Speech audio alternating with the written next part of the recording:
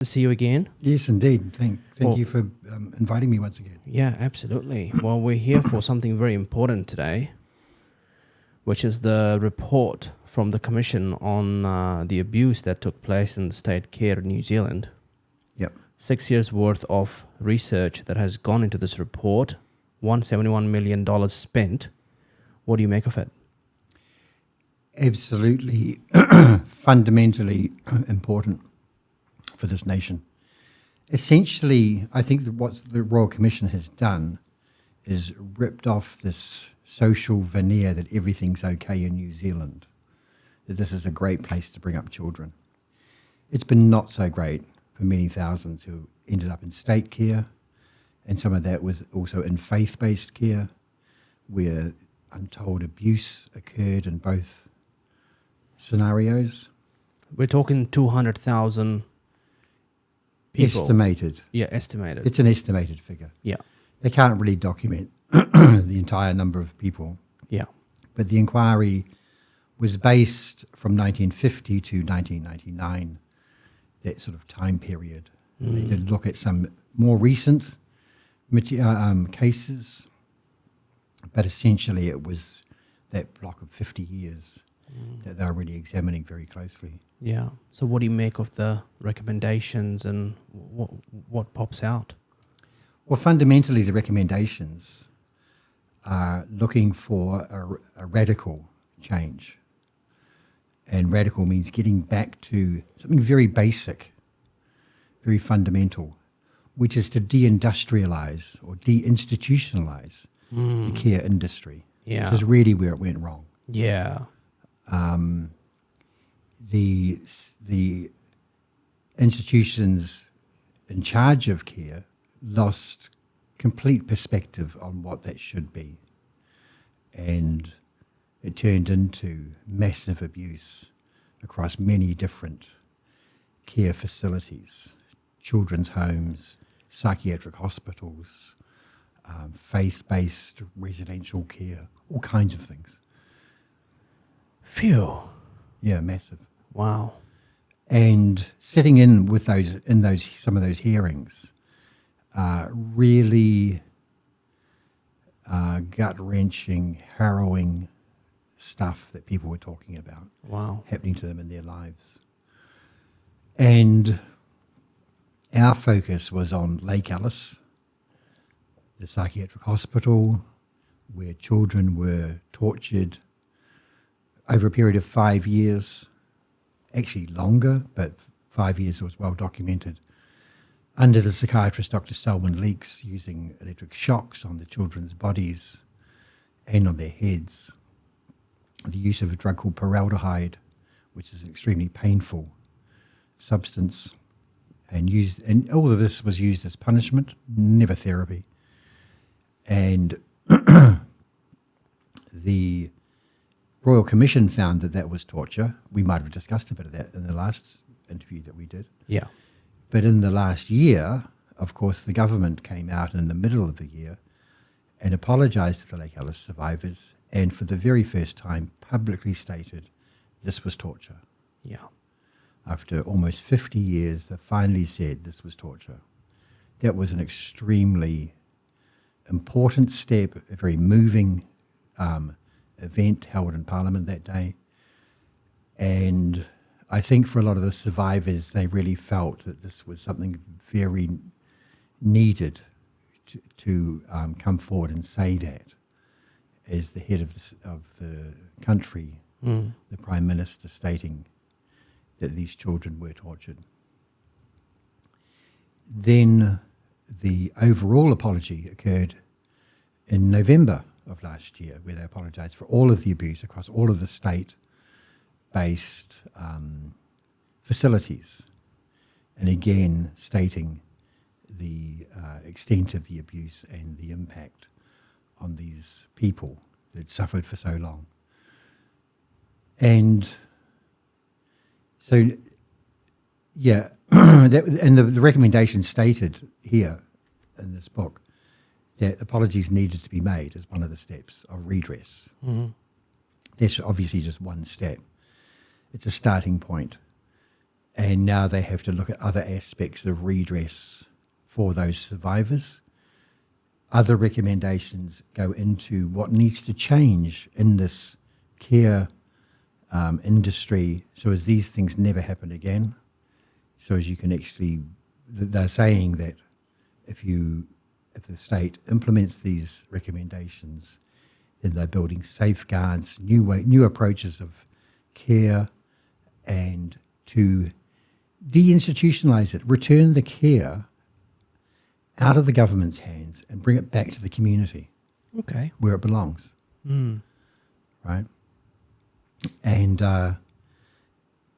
overall. So does that mean we abolish something like Oranga Tamariki's role in putting kids in state care, uplifting children? Is that all that includes as well, or is this? It doesn't go into that on the uplifting of children, but I think it's very clear that the excesses of Oranga Tamariki and its institutionalization of care of children is the wrong thing to do. The right thing to do, of course, is to bring care not just to the child but to the family, and to involve those communities in the care of people, not to divorce them from that care. Yeah. So just putting kids in community environments and not institutions, that automatically just takes away abuse? Is that simple? Is it that simple? Is it that simple? It's a good start. Putting them into locked up facilities where they essentially cannot escape from, and then the abuse occurring and kept hidden in those facilities has always been the problem. It's still the problem today. In the youth justice facilities that we have today, children are being abused in those places. They take on prison-like environments, and there's and you have staff being violent to children. You have children being violent to children. You have staff encouraging children, young people, to be violent to each other in those facilities today. It's quite well documented in some of these places. Really? Yeah, absolutely. What is that? What are we doing here? This is ridiculous. This sounds like a sci-fi movie, like a Black Mirror episode. It does. Black Mirror is taking what happens today and exaggerating it to make it look like it could get into unbelievable proportions, really. Yeah. But yes, abuse in these facilities is underreported. The Ombudsman's office has documented many times over some of the abuse that's happened in these places and saying that they should change. And staff and how they staff these places, staff training, staff discipline. You know, there's a place here in South Auckland called Kurawai Manaki, which I know a little bit about. Anyway, that's the place where the boys go up on the roof, right? And they protest. They get out of the facility and get on the roof of the buildings. And it makes the news. It's happened quite a few times now. And the official line is that this is not a protest, that these are just bad kids, right? But the latest episode, which was around Christmas time, I have it on pretty good authority that those kids were on the roof because they weren't allowed to see their families over Christmas. So here you have a kind of a restrictive abuse, and you get the kids up on the roof. It's actually a protest. So, yeah, those things shouldn't happen. Yeah. You know, these kids are already in a shit situation, and they're just making it shittier. How do we end up with this situation? Like, who is doing the procurement of these facilities? Who's doing the audits? Who's making sure there's quality control? You know? Well, that's right. Yeah. Who actually is, and who should be really taking a cold, hard look at this and not always putting the blame back onto the young people in these places and saying it's all their fault. Yeah. But actually looking at how these places are run. Who's running it? Who's doing these things? I know, for example, in psychiatric facilities where there's also abuse of patients, often in a locked up situation. And I hear that nurses have a hard time in these places because of the violence from these so-called insane patients or these mentally ill people. But the level of restraint and physical restraint, the use of seclusion, the use of drugs to suppress them is over the top. And so these people react also quite violently to the violence that's being administered to them. And they don't have any say in the matter. They don't have any choice. They're there by order of the state. And so they feasibly cannot get out of that situation. And so you have these violent responses. So the recommendations of the Royal Commission are saying that we have to be more humane in how we treat people. There's even a section on how the state really has to take a really good look at how to investigate torture and any allegations of torture. Torture also embraces the concept of ill treatment, degrading treatment, and that kind of thing. And it's something that we know that the state has been very bad at doing, is to actually confront that there's possible ill treatment, degrading treatment, harmful treatment, cruel treatment of people, and that could categorise as torture. And so the Royal Commission, for example, is saying that there needs to be a new police unit set up to investigate any allegations of torture. So is there any list of people in this document who are going to be prosecuted for torture caused? No. There's no list of people. Do they know who's been involved in the I think from the reports that they've had is that there's good indication that not only Lake Alice was a place of torture, but there were other facilities too, psychiatric facilities, where people were punished, not treated, abused, ill-treated, harmed in some cruel and degrading ways. Yeah, I'm talking about the people who's done the abuse and the torture. Are they going to get charged for? Well, yeah, that's why the police unit. Right. To identify and properly investigate, rather than what we have seen, cover-ups, hiding, the abuse, letting the staff get away with it, putting the blame back on the victim as opposed to the perpetrator. Mm-hmm. So these things need to be properly looked at, not treated as they have been treated over the last 70 years. Wow. So that's a biggie. Wow. Yeah. This is intense, man. It is intense. And there's other recommendations about other institutions that need to apologise. Some have started. There's one recently from Gloria Vale, the religious community on the west coast of the South Island. Are they in this report? Yep, they're in there. The Catholic Church, the Anglican Church, the Methodist Church, the Salvation Army. The Salvation Army as well? Yeah, they're in there. Sorry, I made me laugh, but it's not a funny episode. Sorry. And in some of those situations where the religious groups are involved, just completely misguided. And interestingly, the people who have been abused by the religious institutions, they are pushing for proper apologies and proper redress. What happened at Gloria Well in this report? There was sexual abuse. Okay. Of children, young people. Wow.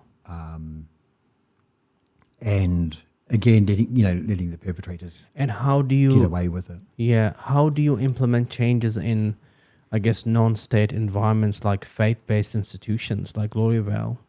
Because they seem to be kind of somehow been allowed to just function independent from the state. They're not, no one seems to be able to get in and see what they get up to.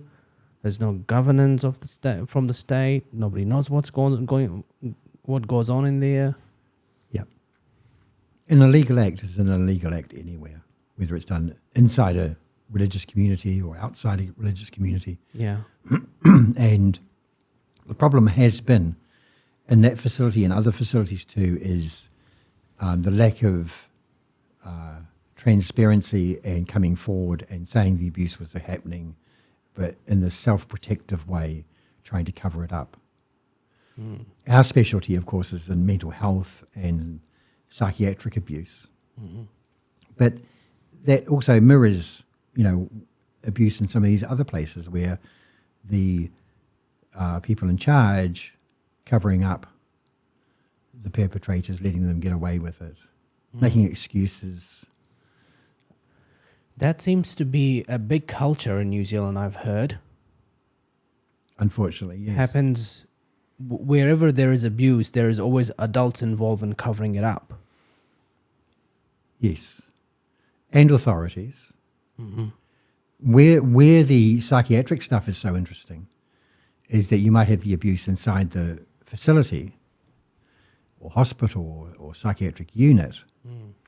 But then, as we found out with Lake Alice, it wasn't just the mental health authorities covering it up, the people in the Department of Health, or now the Ministry of Health, but also the regulatory authorities such as the Medical Council essentially covered it up by not investigating it properly when they absolutely should have, when they absolutely had evidence at their fingertips and the ability to get more, and yet they let the psychiatrist away with it.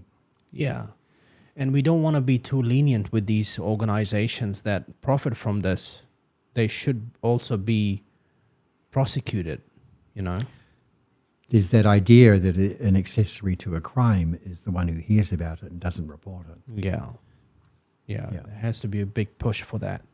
Otherwise, you come up with a big report, you spend $171 million, you do some, what's the point? You're doing an apology and then you give them $50,000 or whatever the redress is, some cash, and then you go, well, everybody else can just get away with it, but actually there's, it's just a repeat and it's another 50 years of trying to figure out what to do and take a very lenient approach. I've had so many people on my show this week. It just seems like, was a guy who had his house raided by the police because he was politicizing the gun buyback scheme, and he took the police to court. 5 years later, the police gets a slap on the wrist for, doing something that they shouldn't be doing, and, it's just like, okay, well, just get back to doing the same stuff then, So there's no consequences, there's no punishment, there's none of these people, there's not that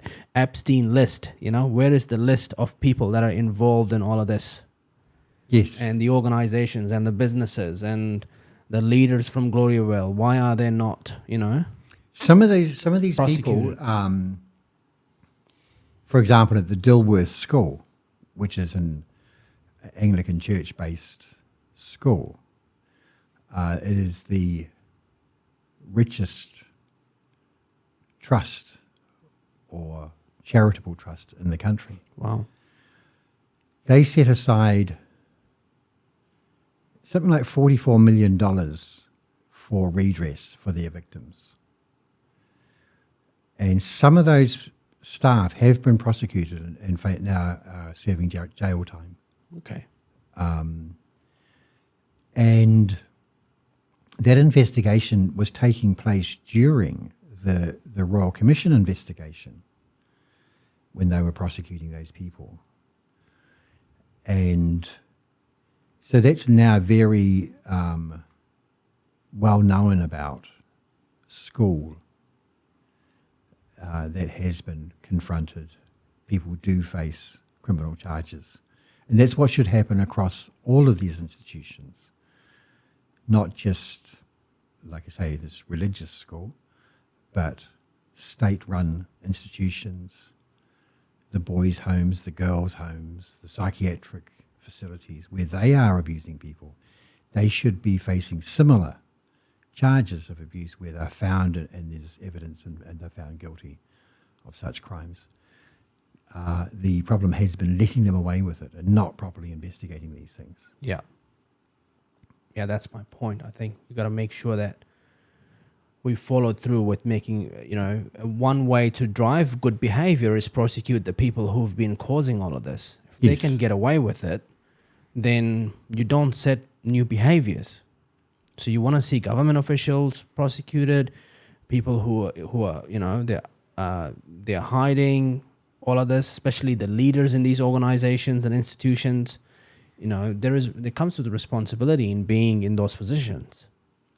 And it's worse that you know about it and you're hiding it to protect your own, interests. That's right. And that's such an interesting concept that hiding it, covering it up, not reporting it is worse than the crime itself. And that's something that bears some thought, because the reason it's worse is because it allows it to perpetuate. Yeah, and go on. Yeah, it has to be worse because you actually have the power and resources to report it, and you're not.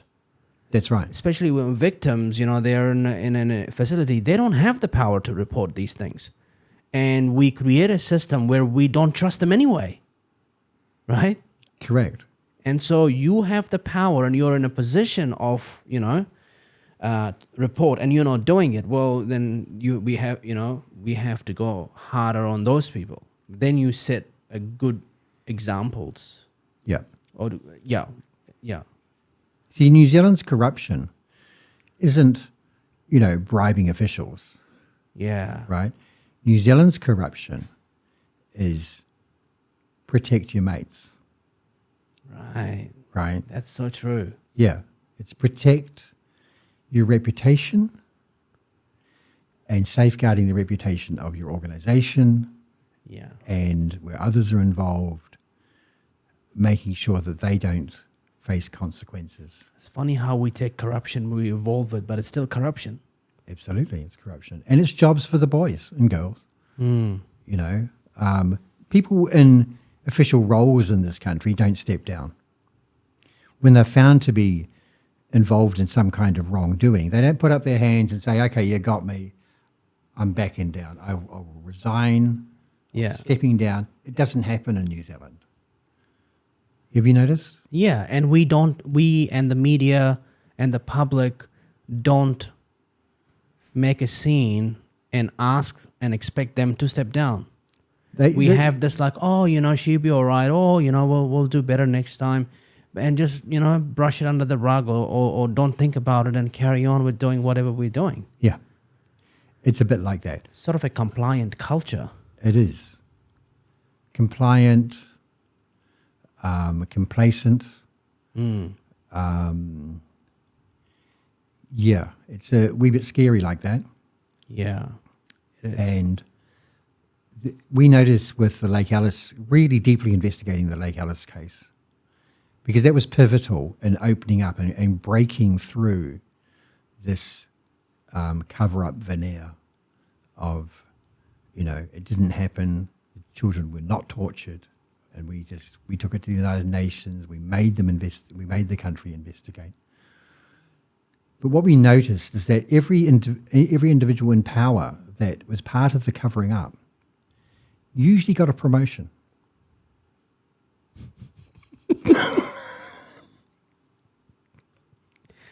What the hell? Exactly. And so they were secure. That sort of stuff happens in Russia, If you get away with successful cover-up, it's like Putin would be like, all right, you're in. You've mastered the art of cover-ups. Yeah. So that happened around that situation. And, it was just wrong. Yeah, it was wrong from the ground up. And the fact that these people were getting promotions and they didn't want, and they actually publicly stated, we don't want any investigation. We don't want any Royal Commission of Inquiry into this stuff. Then and then you see them get a promotion, you go, there's something deeply wrong here. Yeah. I had Dr. David Cuman on my show this morning, and he is from the New Zealand Institute of Israel. And he's discovered that UNRWA in Gaza are funding terrorists and educating kids and women in Gaza to hate Jews and idolize Hitler. And so he's figured out, and he's looked at this evidence, and he's looked at MFAT, and he's found evidence that MFAT has been aware of this, but have ignored it and continued funding UNRWA. And he's obviously gone and published this evidence that he's found, and they're going after him so hard. They've gone to NetSafe. They've called him. They've told him that you're harassing our our staff, our public servants. There is cases of emotional distress because of you. It's they're going hard at covering up more and more and more, and making the person that's saying, hey, you guys, it's our right to criticize you because we don't think you're doing the right thing. So it seems like that theme is everywhere in all sorts of different scenarios. It does seem like that. And that's a whole other conversation that I don't want to get into. Yeah. That's happening too far away, but clearly, there's... Yeah, we were talking about the institutions, governments, how they function, how they hide stuff. When they do bad stuff, they don't come out and say, well, we apologize. I mean, you are an example of, fighting them for 30 years. More. We were taking them to the United Nations. And why would they just not come out and do this in the first place? Yeah, exactly. That's your responsibility. The responsibility is to look at what has been alleged and to look at it from an impartial and independent viewpoint, not from an emotional viewpoint, and not from a protection of reputation viewpoint. Yeah. And not from a protection of the fiscal fallout, if it is the case. Because that's what governments look at. The bottom line is, how does it affect Treasury? Treasury have the last sign-off on most things happening around government. And to be able to impartially investigate and publish what is found. Now, that investigation can be the police, it could be the Medical Council, it could be the Health and Disability Commission. People have all failed at looking at these allegations of ill treatment and abuse in psychiatric facilities. And where their role actually demands them to be impartial and to confront that something could be deeply wrong here. Yeah. And one of the things is, because Lake Alice, we look at it now as being egregious abuse of children. And when you talk to these people and you listen to their accounts, you have children waiting in a room, some of them taken upstairs to another room, to a smaller room where the psychiatrist is giving them electric shocks while they're wide awake. All the children downstairs can hear the screaming. They know exactly what's going on up there. And they're wondering if it's their turn next. They are shitting themselves, literally, and wetting themselves, wondering if it's going to be them, in utter, abject fear. And there was one case reported to the Medical Council in 1977, where one boy said that he and others were taken up to the room to shock another boy, to use the controls of the machine to shock another boy, right? And he knew it was wrong. That's why he's telling it to the Medical Council. And that, of course, is getting the boys to torture this other boy, right? Deeply weird, deeply cruel on all levels. And the Medical Council let him get away with it and gave the doctor, psychiatrist, a certificate of good standing so as he could go to Melbourne and practice there. They couldn't see that this was utter abuse. So I put to the Medical Council, your real task is to be able to identify current abuse, even though it might be considered acceptable by current standards. Can you do that? Is giving a person today electric shocks and powerful drugs against their will, is that not abuse?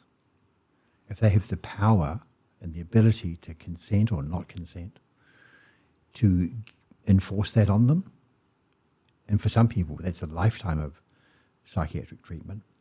So that brings me to another really important point, which is the new mental health bill that's now before the Parliament and going before the Select Committee this year. Now, the new mental health bill is the same as the old mental health bill of 1992 with lipstick on.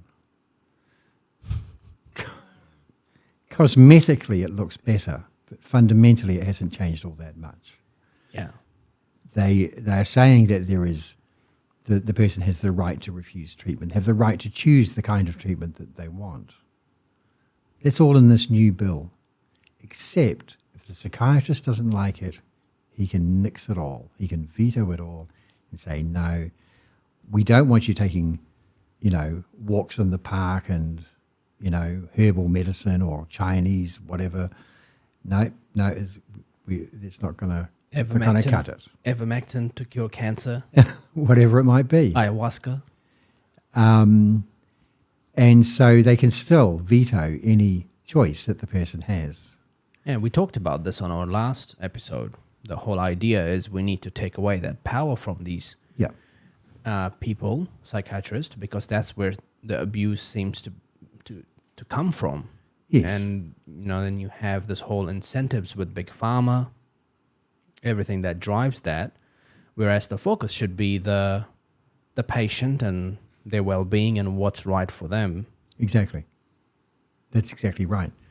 There's a healthy amount of people in the community, including some psychiatrists, that object to this new mental health bill, that they do want to see those fundamental changes and that there is no compulsory treatment. And in fact, one of them was quite enlightened and said, we shouldn't have a mental health bill at all or a new mental health act. Yeah. And the only time anything that should be compulsory is if the person has committed a crime. Because everything about mental health treatment and the compulsory treatment aspect of it is that the practitioners are deeply afraid that this person in front of them might do something harmful to themselves or others. But they might not have already done that. Usually they haven't. They might have acted strangely, they might have had a psychotic episode even, but there's nothing to say that they are harmful to other people. So they're this risk-averse approach, a bit like, the film Minority Report. Yeah. The pre-crime treatment.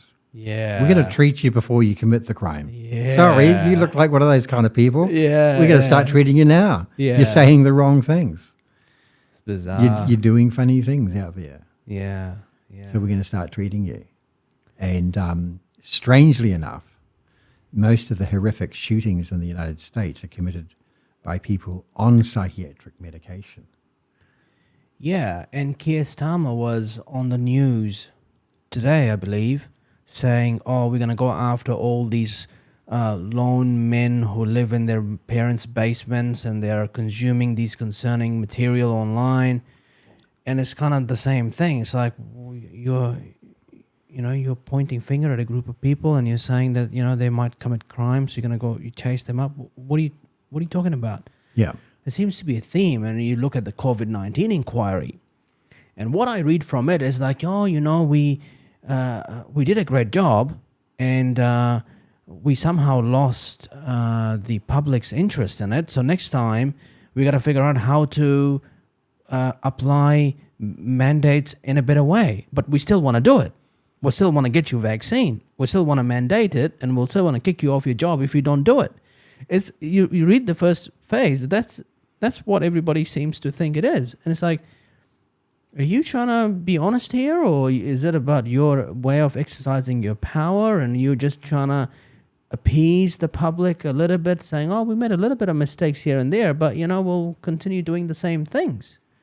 So it's the theme's quite evident in all of these different scenarios of like big events. The child grooming gangs in the UK. It's just like, what? You're hiding these grooming gangs that are raping children, and you are accusing their fathers who are trying to protect their children from being raped by these Muslim grooming gangs? What are you guys doing? And it's not until Elon Musk goes on a rage spree online, just going, look at this, look at this, look at this, to his 200 million followers. And the UK goes, this Elon doesn't know what he's doing. He's spreading fake news. And 2 weeks later, they go, oh, yep, we'll do an investigation. It's just, the theme of governments not acting in goodwill it's so evident.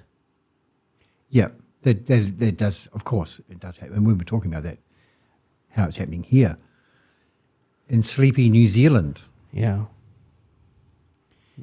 And that's why this Royal Commission is important. The Prime Minister said in his apologies that everybody should read these documents, right? There's a lot of them. There's a lot of pages. There's about 3,000 pages altogether. Wow. And you don't obviously have to read all 3,000, but, and they're available for downloading. I maintain that the government should print off those reports and make them available to people, easily available to people in a printed form. A printed form has much more authority than a digital form. I went and got my own copies printed because they are that important, and they do require a bit of confront. There's some quite harrowing reading in this material. Stuff that you wouldn't believe happening to young people and adults too. Disabled people was another one. Very high proportion of Māori and Pacifica people harmed. Yeah, I read that. Yeah. And again, areas where there has to be fundamental change in how people are looked after. And that communities should be doing the looking after with real safeguards about staffing any kind of centre or facility, and real safeguards around complaints, if a complaint is laid, what to do, how to do it, all those kinds of things.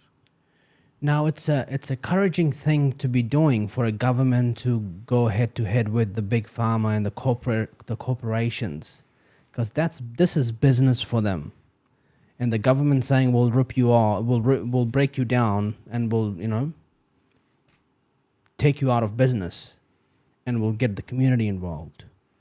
That's a big step, and corporates usually don't go away without putting a big fight. That's right. And that's, again, coming back to this mental health bill. You can see that it's psychiatry just trying to hang on to its power, trying to maintain their exact same position.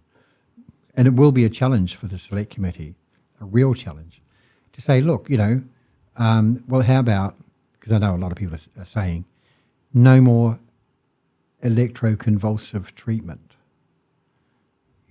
All they're doing is shocking the brain. Even the manufacturers of their shocking machines have had to put, after a legal suit in the US, warnings that this machine actually causes brain damage, right? And they need to really confront that here's a treatment that causes brain damage. It's purportedly saying it's for someone's mental health, right? What it does is it's actually damaging the brain at a low sort of concussive level. And anybody who's been concussed or has slight brain damage has a euphoric feeling. And that's what they're doing in a controlled way. It's not doing them any good. There's no lasting benefit. In fact, it's a forever depleting of the capacity of the brain. That's why there's memory loss. Yeah, none of these drugs are helpful. None of this. And we're talking about electric shock treatment. So we're talking about something that just looks barbaric, is barbaric, covered up as a medical treatment, and they want to still use it. We think it should be banned. There's a lot of other people that think that treatment needs to stop, and it should never be given without consent. If they're wanting to keep it, then no. If a person says, I don't want it, they can't give it. And it needs to be full informed consent. Same with the rest of these treatments. They need to be full informed consent. What are the short-term effects of these psychiatric drugs? What are the long-term effects? If they can put people on these medications, how do you get them off? How do you help people get off that stuff? Yeah, and is this bill going to get passed, or you're objecting it? Are you doing submissions? The submissions are in. The close-up for the submissions was the 20th of December, a horrible date to try and get a submission done by. Yep. Most people didn't even really hear about it. And there's quite a bit of legislation that was being pumped through Parliament at that period. Interesting. And so we absolutely put in a submission to that one. And we know others that did too. And they'll have their select committee process in this year. And there'll be people appearing before it and so on. And there'll be lots of conversations around it and so on. So yeah, it'll take about a year, I think, to process before it gets back to Parliament. Yeah. Yeah. I just think there's so much more natural and organic way for people to get better mentally. Absolutely. I bought with me, and I'm reading it at the moment, this book, which I ordered from Rutledge Publishing. Ngā Kuaha, Voices and Visions in Māori Healing and Psychiatry. Fascinating book. So here we have an indigenous culture, not unlike other indigenous cultures around the world, steeped in spiritual healing. Yeah. They've had it suppressed for about 100 years. And yet their methodologies and their results, I would say, are better than psychiatry's. Oh, yes. I mean, that sounds something similar to what the ancient Egyptians did. Yeah. They build these pyramids and they build all these funnels and they'll put patients in these little rooms and they'll create sounds and vibrations that go in there, and that's all part of the healing process. Wow. So yeah, so there's some fascinating alternatives to psychiatry. The mental health bill should absolutely allow for those and take the authority away from the psychiatric practitioner. And again, return it to the community. You know, there was a book, I can't remember if I mentioned this in the last broadcast or not, but there's a book written in the 1940s called Misery Mansion by a guy called Arthur Sainsbury. And he was talking about the psychiatric hospitals, these big castle-like structures in Sunnyside and places, around the country that had these old villas, and Carrington was one of them. And he was saying that these places should be torn down, and there should be community-run centres where people can just go for time out and get away from the stresses of the world, not be treated as such, but being well fed and looked after until they make a natural recovery. Now, these ideas are not new. These are very old ideas. Yeah. Psychiatry, or let's say mental healing, is probably more humane 200 years ago in places like England and France than it is today. That were using the environment as a healer, as opposed to institutionalizing people. Yeah. And I think RFK Jr. There's he's become the Secretary of Health. I don't think he's yet confirmed, but he's nominated by Trump. And there's a lot of talk about using, was it MDMA for veterans that come and they have PTSD. Lots of different alternative drugs, DMT type drugs and all sorts of different things that actually work. And the reason they're not there is Big Pharma and all these bills, and they're designed to kind of keep these corporations in business, and they fight it and they lobby for it. They spend billions of dollars to keep these politicians in power so they can keep pushing this through. The pharmaceutical lobby is huge. Yeah. Across the world, especially in the United States. And there's not a lot of difference between the pharmaceutical pusher and the illicit drug pusher. The war on drugs is a war of pharmaceutical companies trying to push out the illicit drug use. But it's all pretty much the same substances. Yeah.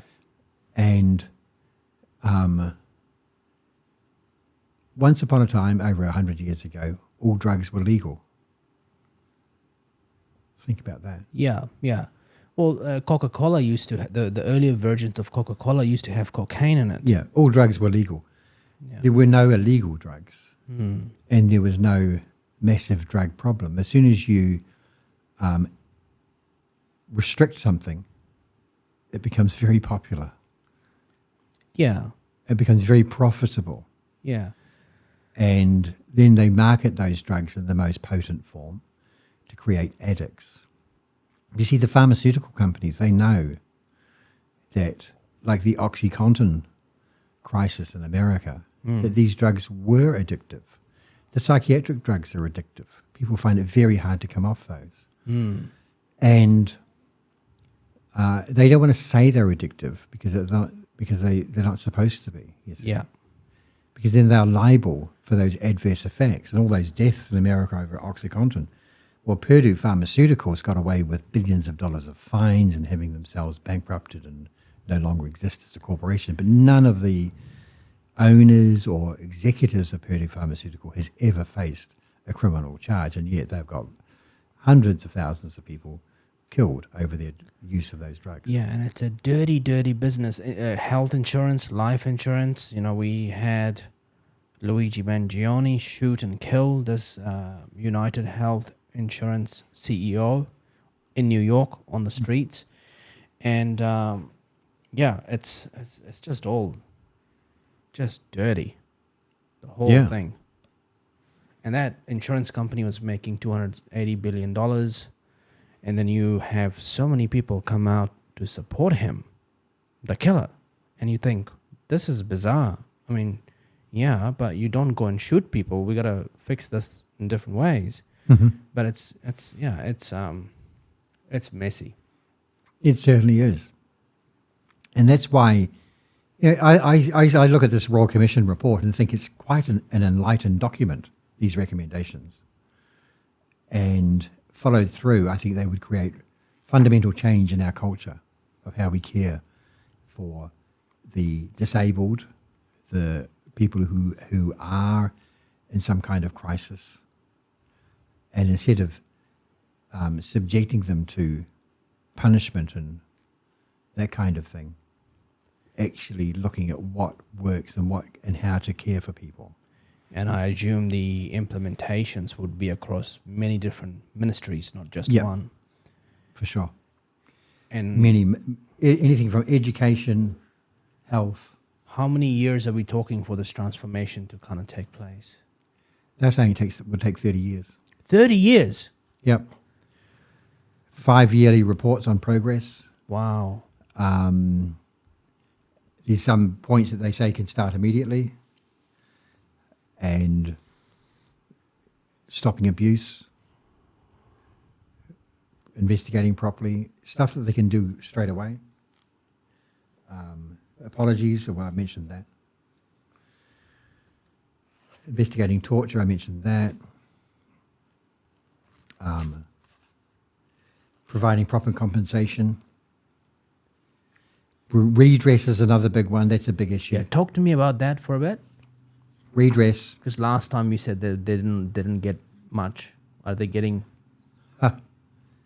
Yeah, that's a wee bit shocking. Embed human rights into the process, etc. Redress. Yeah, so in December, the government said that for Lake Alice survivors, you can claim $150,000, no questions asked, we'll give it to you.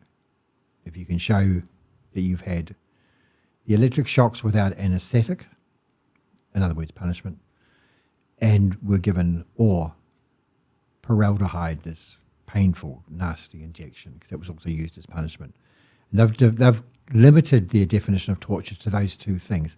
Torture at Lake Alice was more than that. It wasn't just those two things. So here you have the government trying to narrow down what the torture at Lake Alice was. One of the tortures at Lake Alice, and one that I think was particularly horrible, is being made to watch someone else being tortured. Right? And this is children, right? Being made to watch another child being tortured.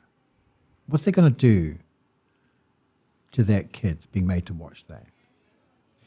We're talking about serious, fucked up stuff. And I know what some of these people that they were subjected to that, it changed their lives. Just that one event. Oh, yeah. That has not been considered by this government as torture. But it is torture. It's called second-hand or second-degree torture. Yeah. It's a common form of torture. You know, people feel hurt more watching someone else because they can't intervene, they can't stop it. There's some people, I'd rather you do it to me than me having to watch. Yeah, they have guilt, shame. Yeah, or everything. So that's another form of torture that the government... And they're getting nothing. Yeah. No, that form of torture is not being acknowledged. So here we have a limiting down of the definition of what the torture at Lake Alice was. Number one, that's a problem. The other is $150,000, take it or leave it. Or there's a second option, which is you can have your case assessed by an independent assessor, and you can engage a lawyer who is paid for by the Crown to assist you with your case. That's quite good, right?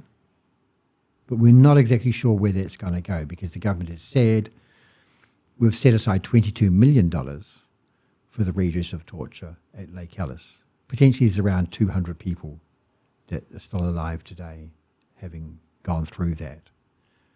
There's an estimated 350 that went through it altogether. The exact number that are surviving today is not exactly known. Now, that 22 million is half what Dilworth School have offered their survivors, and yet they did not receive anything like the torture at Lake Alice. The figure of $22 million, back in 2003, the government paid out 13.5 as a legal settlement to around 200 survivors of Lake Alice. If you adjust that figure with inflation today, it's around 22 million. So they're not really paying out anything more, right? And so then you look at other jurisdictions around the world and what they've done with victims of torture and ill treatment and harm. Cases that have gone to court, they're getting anything up to $1 million in various currencies. The Canadian government paid out $10 million to three survivors of torture in Canada who were part of this rendition thing by the CIA. And so clearly 150,000 is a lowball, easy to get out of figure because some of these survivors, and I'm absolutely sympathetic to them, going, I'll take it. I'm now 60-something years old. I'm not in good health. I'm over this argument. We've been at this for a long time. I'll take the 150. Yeah. I mean, and I go, okay, absolutely fine. I have no argument with that approach. Mm-hmm. But in terms of accountability and real justice, I think it's an easy out for the government. Yeah. Yeah, I think one of the problems you have with these people is, they're 60 years old Plus, yeah. and the ruminating on this issue. It just grows the issue in your brain. It becomes your reality. You're always a victim in your own mind, which is the most dangerous thing over here.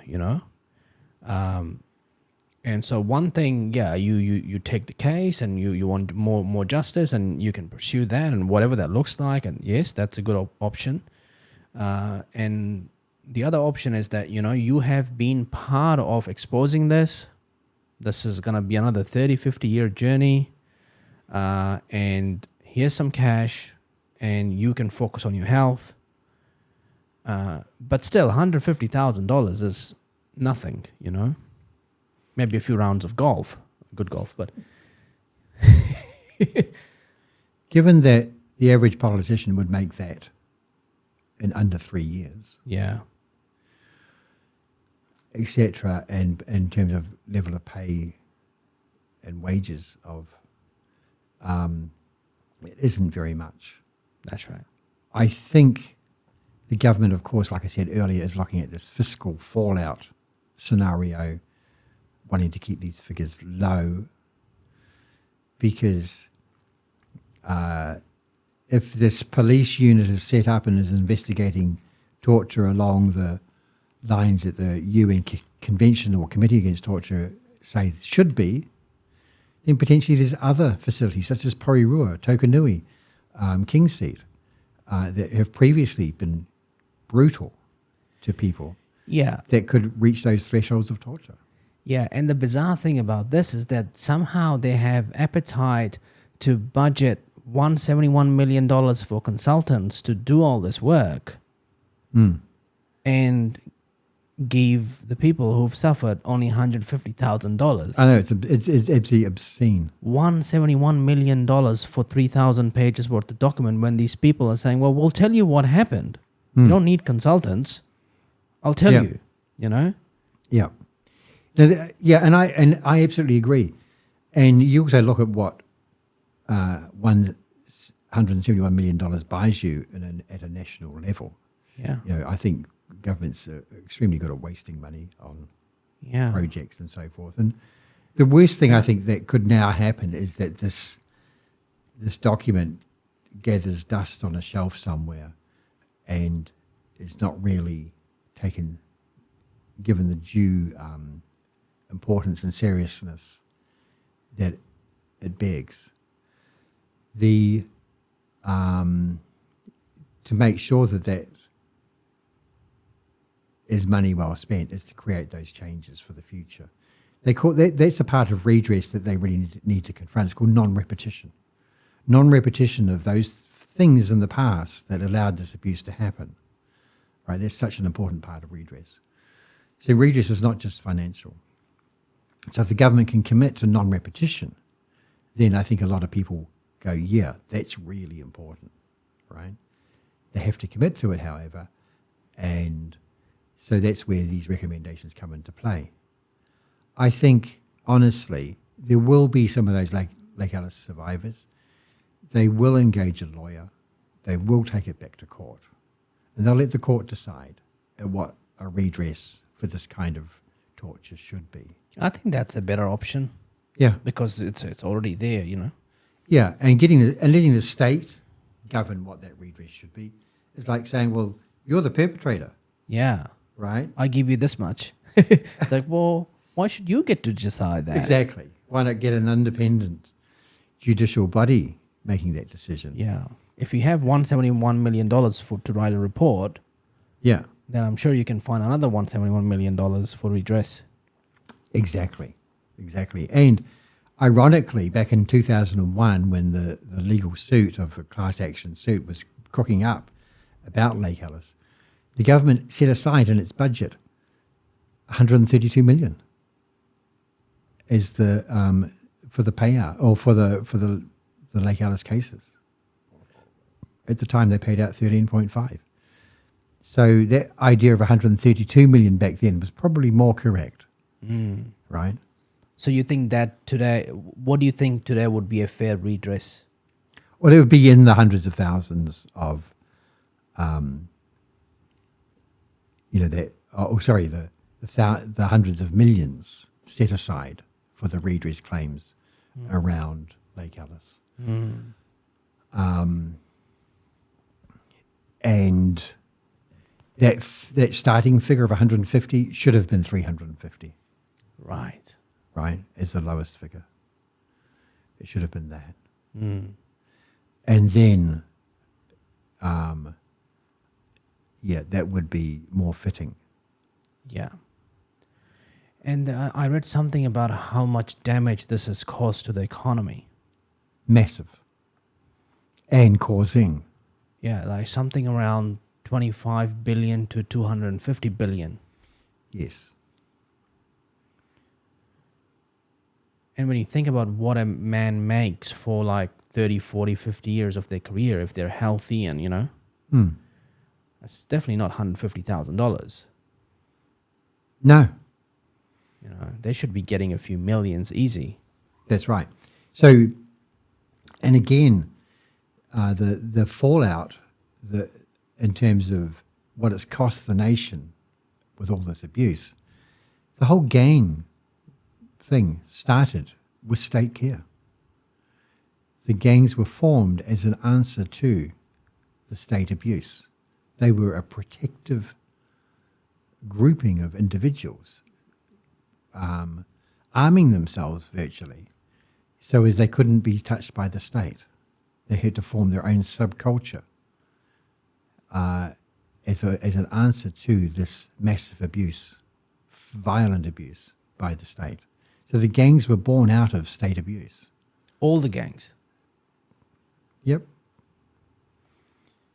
And now they're going after gangs so hard because they seem to be the problem in the community. So blame the gangs. Blame the gangs. Blaming the gangs, going after the gangs. Okay. Well, of course, it's the PR of the political narrative. Yeah. Get tough on crime. It's quite a good documentary on TVNZ right now called Need or Greed. And it points out very, very clearly that white-collar crime is costing this nation far more than blue-collar crime committed by, street crime, other kinds of crime. The white-collar crime, fraud, etc., is far in excess the worst crime being committed in this country financially. And the fallout for people who suffer that kind of criminality. They get ripped off for like 100,000 or more from some financial scam. And these really sort of funky investors. They say, give me your money and we'll get this great return. And people lose their homes and their everything.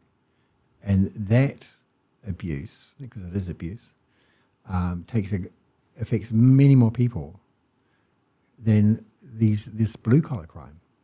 And the perpetrators are not in prison. Yeah.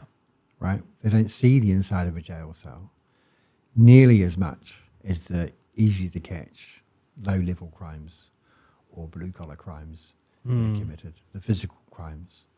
They're the easy ones to prosecute. It really takes some quite good intelligence to unravel someone's financial scamming scheme and come after those guys. Yeah, that's if you just look at the banking space, they every year, I think it's about 15 billion or something like that, they lose from fraud and crimes and theft and this is like the customers of the banks, They get a call and somebody wants to access the bank account, steal the money.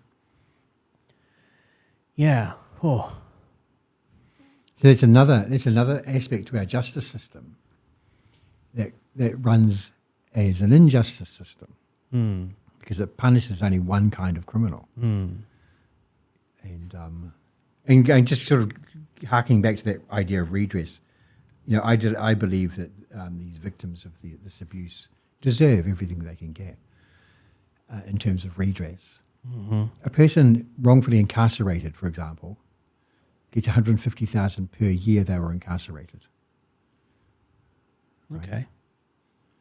So the Justice Department have a criteria and a way of determining what that redress should be. Mm. This new redress scheme does not seem to have that. And people are not usually tortured in the way that these kids were at Lake Alice, Mm. even though they were wrongfully incarcerated, each one of them. Mm. Yeah. So has anybody challenged the redress? We've just sent a new notice to the United Nations about it. Okay. About this report? About the redress. Okay. About the redress that was put forward in December, saying that this needs to be looked at from the UN perspective. Okay. We've found that by taking matters to the UN, we've gained traction Mm-hmm. to getting things done. Yeah, and you have a track record with them? Yes, Successful track record? that's right.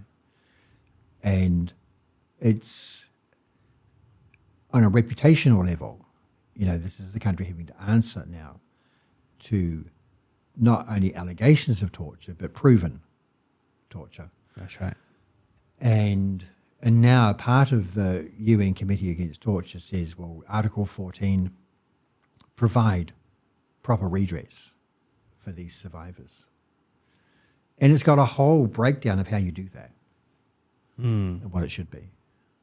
It doesn't give dollar amounts, but it's certainly much, much more to consider than what this government seems to be doing at the moment. Yeah. Yeah. Yeah, I think so.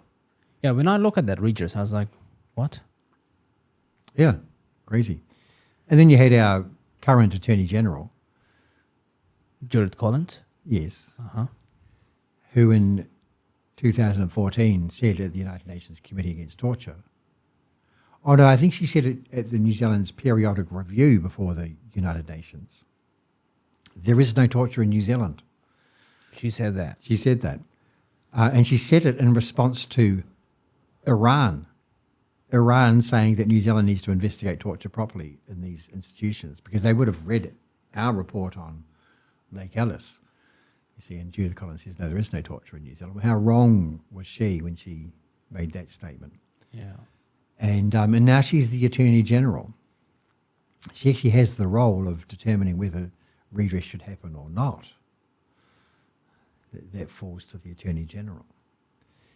So These guys, they don't come across as smart or capable in terms of politicians and running governments. I think that there's a certain degree of real arrogance. I think That's that- always the case with governments to some degree. They just think that they know better and, they create this facade of what a democracy is as marketing, but they get to do whatever they want to do. Yeah, We live in a police state. There is no way to defend yourself against the government. Like the Second Amendment in America. There's not really a lot of freedom. It's more like a facade. It's like, you have freedom. yeah. Freedom, of course, is always limited. And with freedom is also responsibility. Of course, yeah. And the idea, you see, and it's coming back to this idea of power, whether it's psychiatric power or the power of the state. You mentioned the COVID thing and their inquiry into COVID, and basically trying to morph into, well, we still want to hold on to this power. Yeah. We're not going to let that go. Yeah. We're not going to let it go. When these agencies have power, that's absolutely what they want to retain, is that power. Yeah, and you look at the Treaty Principles Bill, the real motive seems to be that the government wants to remove the Waitangi Tribunal from having any power and bring all the powers to the parliament. They don't want any other bodies coming up with any form of rules that then influences legislation. That is one thing that I can see. The real motives. There has to be motives. There's political motives, there is rage farming, there is all sorts of different things that goes on. But that certainly seems to be, because if you look at from 1854, when Parliament and democracy was first established, until 1975, there's no mention of the Treaty of Waitangi. Then it surfaces when activists activate it, and then the Labour government brings this law and establish the Waitangi Tribunal, and they start to come up with all these claims independent from the Parliament and the government's power. So all of this seems to be like, okay, and I'm not saying that Waitangi Tribunal should be there and have power. I think the power needs to be more and more with the people, not with the government, not create this fake reality that we have the power, but then there are these examples of operating with arrogance. When you look at the redress, you go, well, I can trace this back with some form of arrogance, some form of, I have the power, I can decide, but not actually really looking and weighing up the redress and the detail of the abuse that's gone here. Yeah, that's right. It's quite simple to weigh it up. I don't think it's that complicated, It's not that complicated. The UN says that redress for survivors of torture should be to rehabilitate them as much as possible to a state that they were before they were tortured. And for this elderly group, that's virtually impossible now. Yeah. But you could put those resources into giving them something financial that would be lasting, not only for themselves, but for the generations that follow them. The other part of that, of course, is that they should provide redress to the families of the deceased victims of Lake Alice, which they're not doing, because they were also badly affected by this. Yeah. And but you're coming back to that idea of power and retaining power. It's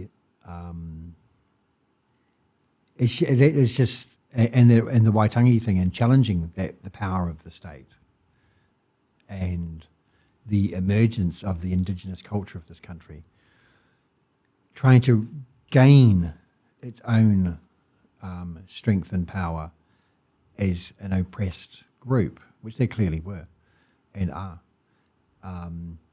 And that's happening across indigenous cultures or across the world with indigenous cultures, regaining and trying to retain and bring back that their cultural heritage, their mana, their spirituality, their all kinds of interesting things. And saying, well, this is who we are. And none of us asked to be dominated and subjugated. And so how about giving us back our indigenous rights? This is a worldwide movement. It's not just New Zealand. And I think New Zealand Māori have been particularly active and been particularly sort of proactive in terms of trying to do that. And of course, at times it can look very confusing. And it can be, people can react to it even. They go, well, why would we do that? Because we're so entrenched with this Western idea of this is how civilizations should run. Yeah. We're not leaving space for these different cultures. And I mean, look at Auckland. Auckland is it is a multicultural society. The Asian populations in this city and now across the country are increasing in numbers, clearly. It's a changing face of the world. The populations, the non-European populations are increasing in number. Yeah. The Western populations are decreasing in number. And so over time, this planet's going to take quite a different shape. Yeah, I mean, if you look at white people in the world, that's only 6 to 7% of the global population. And you talk about Maori and the history and the things that they're losing and things they're trying to protect. I had Paul Moon on my show. Oh, yeah. He's a historian, specializes in Maori history, early rule around the British settlers. What a fascinating conversation for 3 hours. Not bad. You know,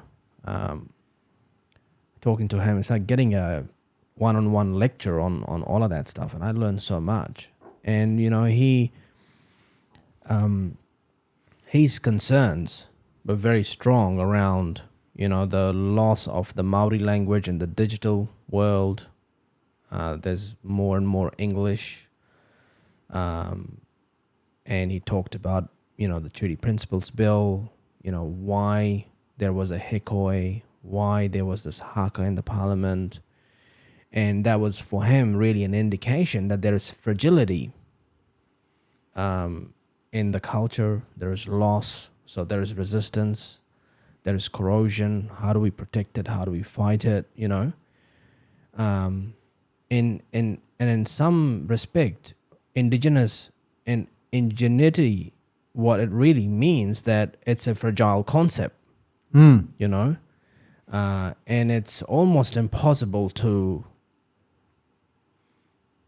keep static as the world evolves, as populations evolve, as, you know, talked about what Auckland looks like now. It's very different. It's almost an impossible task. You know, you think about, and he had some very fascinating facts. He's like, when the settlers were here, the European settlers were here, the Maori literacy rate was way higher than the European literacy rate, and it was some really good stats and real sort of little pieces of information. But it also he also has a really good way of talking about that, you know, we don't have to look at Maori as the oppressed as well, that they are perfect, that they did not have troubles pre-European era, that they did not fight amongst each other, that there was no, you know, there was cannibalism as a practice, and why that was. All sorts of different things, you know. Yeah, it was a very fascinating conversation. And as much as we can sit here and talk about, you know, this guy should do this guy should that, it's so also important to understand the realities that we're dealing with. Why do we end up with this? You know? Exactly. Why do we end up with this? We end up with this because we have a and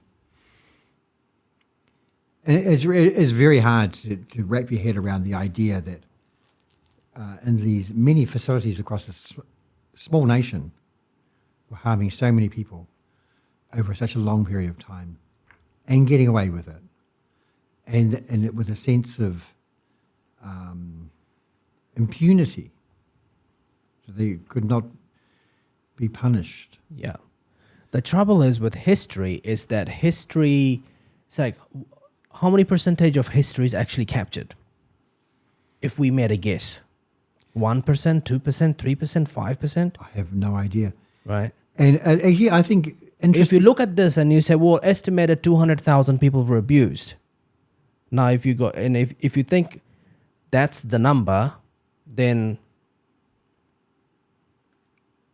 we are way off. We're way off. It could easily be 1 million people that were abused. Who knows? It wouldn't be, I don't think it would go that high. Really? No, I don't think so. I think the Royal Commission had a sampling of about 2,000 or maybe 3,000 people that they interviewed, that they looked at documents and engaged with over that 6-year period, which is a lot of people. And so they're drawing from a lot of different individual stories, but also gaining documents and rifling through files that would point out certain things. And you say, how much of history is actually recorded?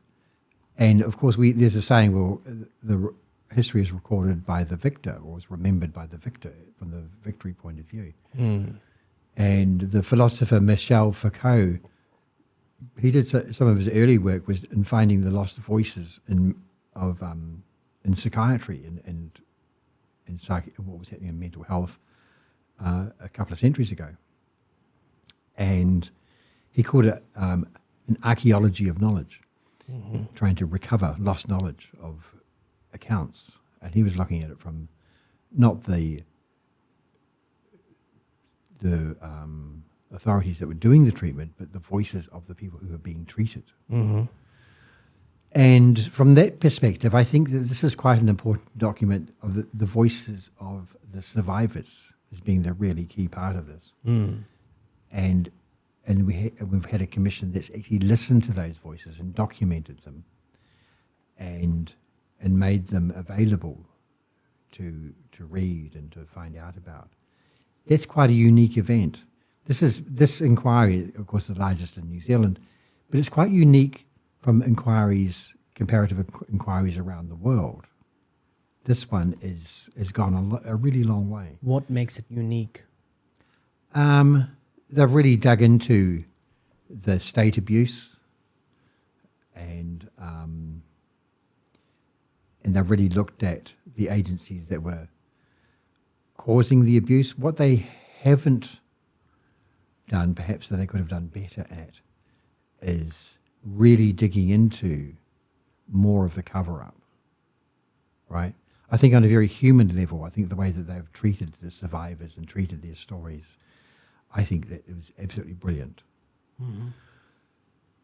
The agency cover-up, I think, there could be more there. And perhaps there's more work to be done there, right? And I think that there are potentially ongoing investigations or new investigations that could start based on this material that could look deeper into some of that and why that occurs and who does it. You know, why does Judith Collins stand up in 2014 and says there's no torture in New Zealand? You know, when it was very clear that the allegations of torture at Lake Alice were, on the face of it, torture.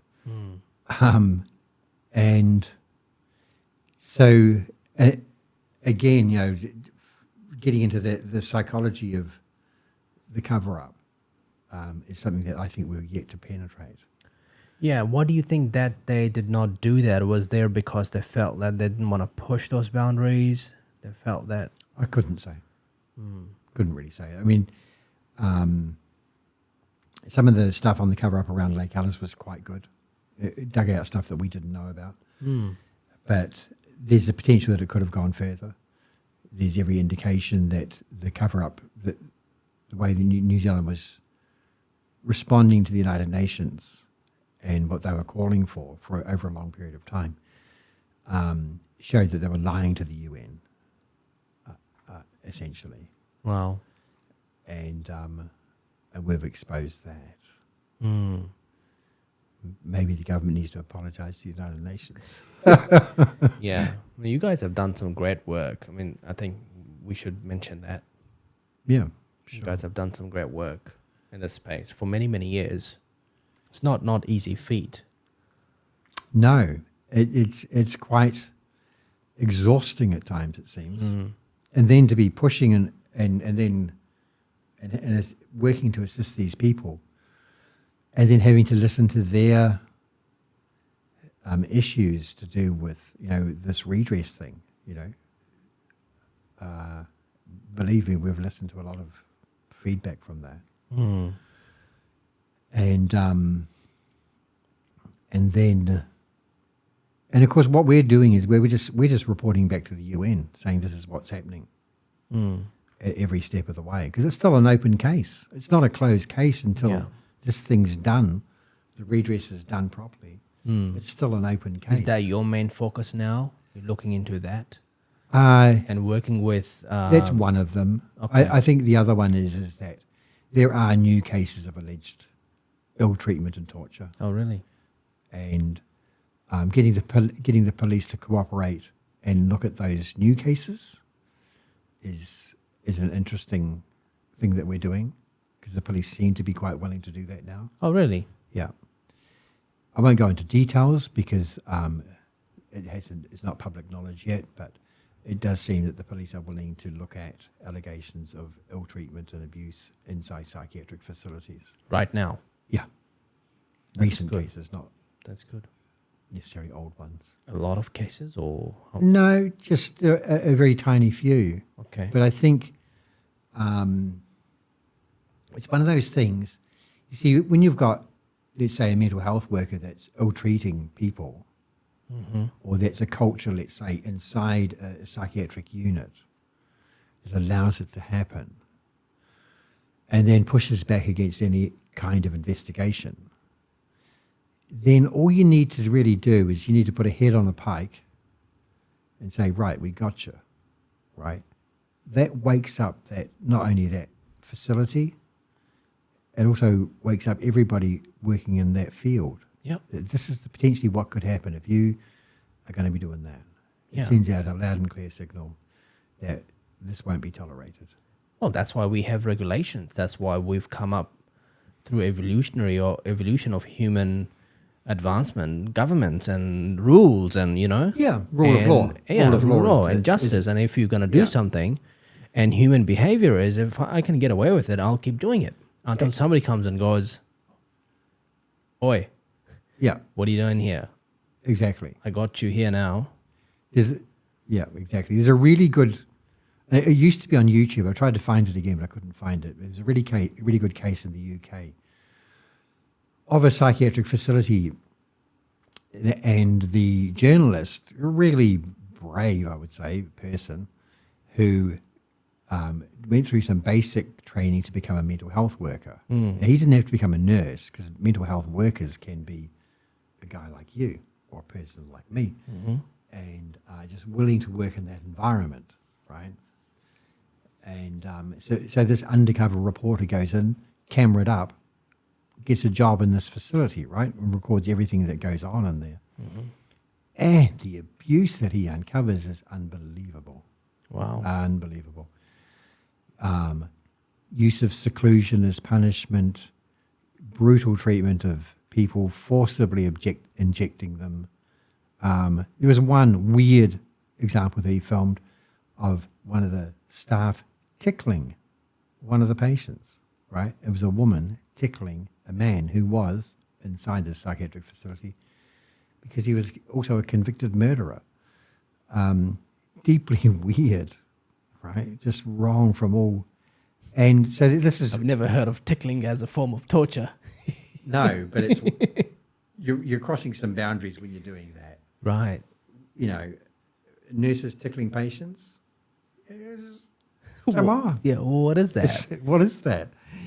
In a mental health facility, no less. It's completely bizarre. Falsifying records. You know, a person in seclusion is supposed to be checked every 12 or 15 minutes. Oh, well, we didn't really do it, but we'll say we did. Yeah. And all this kind of stuff. And so it's documented and shown on a BBC Panorama show. Brutal exposure of wrongdoing. The regulator said, well, we thought this place was okay, but we're now taking away any okay that we formally gave. It's now under a police investigation, for what has been happening there. And it's just Maybe that's what the government should do. They should actually, as a full-time thing, deploy these undercover people in these environments. That's probably the only way you can find stuff. Yeah, to actually expose the culture. Yeah. There's no other way. Yeah. Because I'm having this conversation with you and I'm thinking, well, how can we actually fix this? And what are the real concrete actions that you can actually do? Well, yeah. And one of them is that we need to have this like permanent team, that's this police unit you talked about. There's this undercover people that go into these facilities and they're there, you know. You see, the regulators go in and they look around, but see, these units, these facilities usually know when they're coming. Sometimes they can do surprise visits. But they're still not capturing the goings on. That's right. Everyone's going to be on their best behaviour. That's right. We know that even in some of the interviews that they do, they're only capturing really the surface stuff that goes on in those places. What about cameras? Just have 24/7 cameras in each room and... Yeah, there's cameras. And in fact, I found out recently from a lawyer that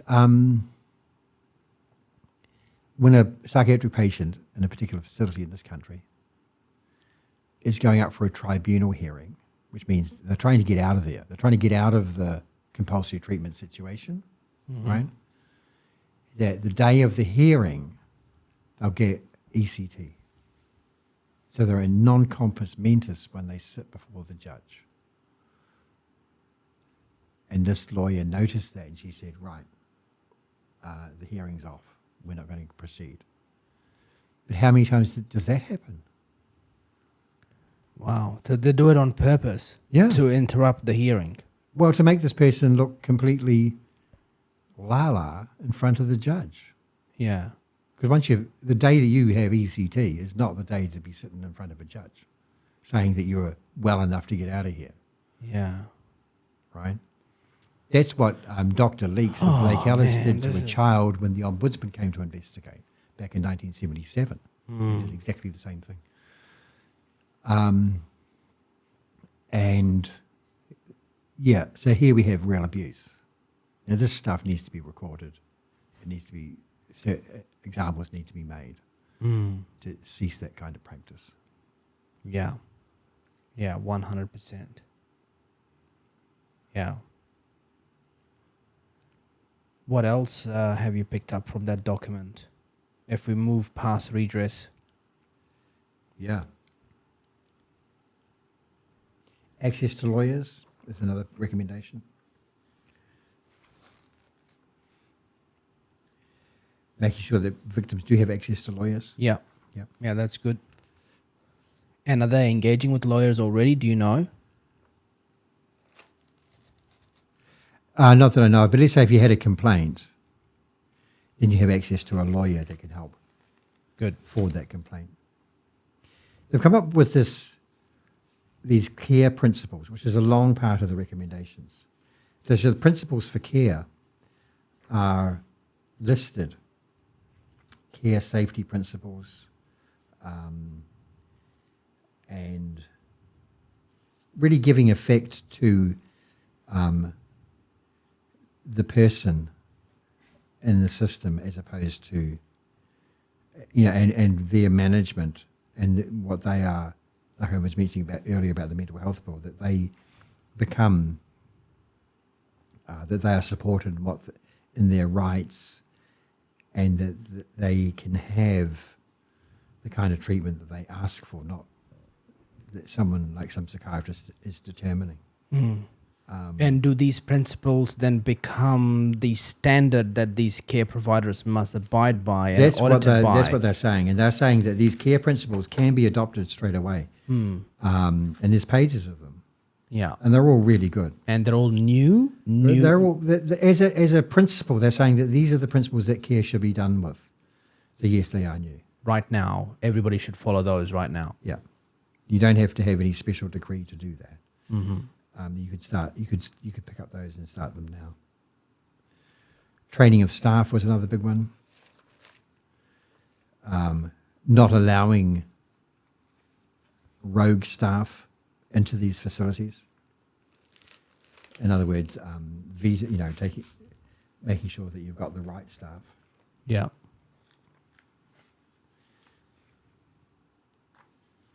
Seems to be an industry that attracts a lot of rogue people. It is.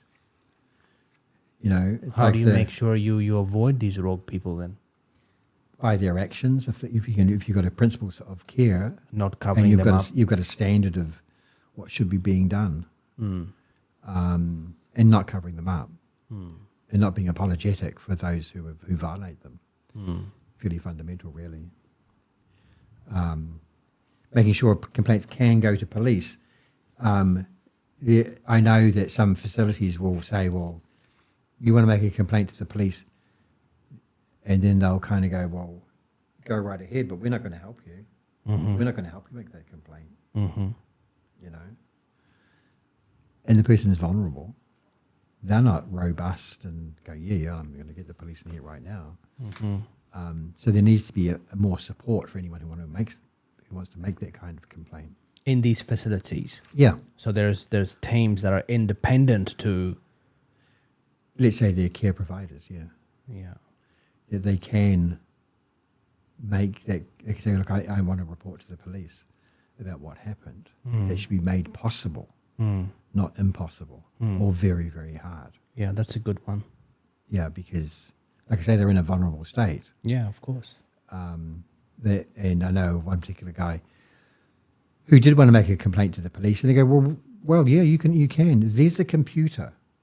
Here's how you do it. You go to the computer and you do it. And well, he's maybe not up to doing that, right? Some people aren't even computer literate. Mandatory reporting is another one of the recommendations. What sort of reporting? Mandatory reporting of incidents of ill treatment. So if you see it, you've got to report it, as opposed to not. And then there's consequences if you as the recipient of the knowledge, if you don't report it, then you are also liable. So that's another one. That's a good one. They want to close these child residential facilities. Just close them down completely. What are they? What are these? The youth justice facilities. They're just places of abuse of children. These boot camps, the youth offending? They want to close them Yeah, down? they want to close them down, yeah. The Kurawai Manakis and other places like that. But they just started these. Yeah, they can stop them too. Okay. But again, you're it's this institutionalization idea. Yeah. We've got to get away from that, Yes, yeah. right? I'm with you. You look.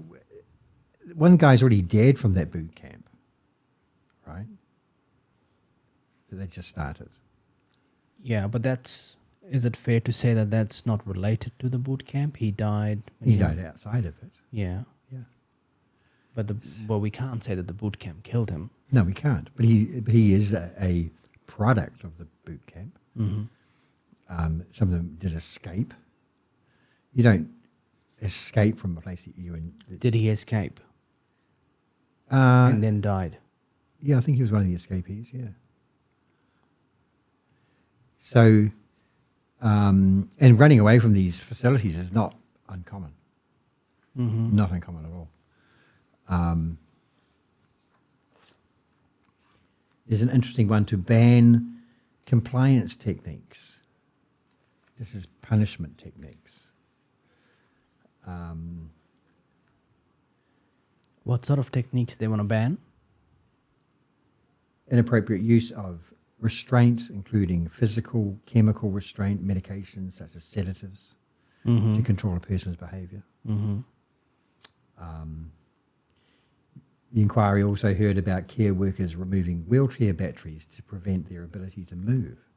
Mm-hmm. Restraint also frequently had elements of punishment, that sort of stuff. Mm-hmm. Pushing for compliance, using compliance techniques. Yeah. Using excessive force with inappropriate restraints, that sort of stuff. Yeah. So if you remove that, how do you deal with situations where things do get out of hand? You don't do it with violence. Mm-hmm. You don't use excessive force. Mm-hmm. You don't use chemical restraints, Mm-hmm. right? And again, going back to this mental health bill, they want to be able to rapidly sedate someone out in the community if they're not coming easily to the unit, Mm-hmm. right? Now, rapid sedation is very dangerous. You're administering a drug that's going to knock them out. Mm-hmm. How do you know you're not doing that to a person with a bad heart or some other physical condition Yeah. that they could have a detrimental effect on? People have died in restraint. It's not uncommon. And so, again, what's the more humane approaches to these kind of problems, right? Let's look at the humane approach rather than looking at the violent approach. Yeah. It's essentially what this is saying. Mm-hmm. right? The use of solitary confinement or seclusion. Now, it's known that people suffer terribly from solitary confinement. It shouldn't be used. The youth justice facilities today use solitary confinement up to usually 3 days, sometimes shorter. But clearly, it's a form of punishment, and it shouldn't happen. Young people are particularly vulnerable in solitary confinement, and being secluded up to 21 days for a young person was not that uncommon. Just going back 10 or 20 years ago, whether they held that long today, I don't know, but I certainly know of cases in the early 2000s.